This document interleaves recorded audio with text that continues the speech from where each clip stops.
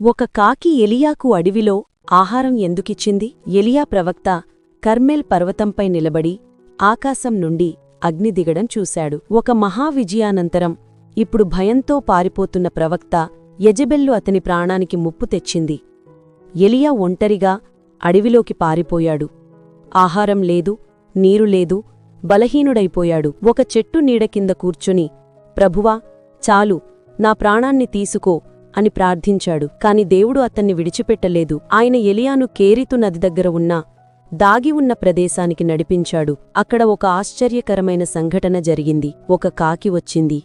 దాని నోటిలో రొట్టె మరియు మాంసం ఉన్నాయి. నమ్మకంగా, సమయానికి, తప్పకుండా ఉదయం, సాయంత్రం అది వచ్చేది.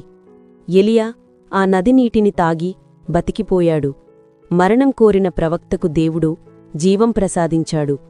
ఎందుకంటే దేవుడు మనల్ని ఎక్కడికి నడిపించినా అక్కడ మనల్ని ఒంటరిగా వదిలిపెట్టడు. ఆయన దాగి ఉన్న ప్రదేశాలలో కూడా మనకోసం సరఫరా సిద్ధం చేస్తాడు. మనకు కావాలనుకున్న విధంగా కాకపోవచ్చు, కాని మనకు అవసరమైన విధంగా మాత్రం తప్పక అందిస్తాడు. నిజంగా మీరు విశ్వసిస్తే ఆమెన్, నేను నిన్ను నమ్ముతున్నాను అని హృదయపూర్వకంగా చెప్పండి. Download ShareChat.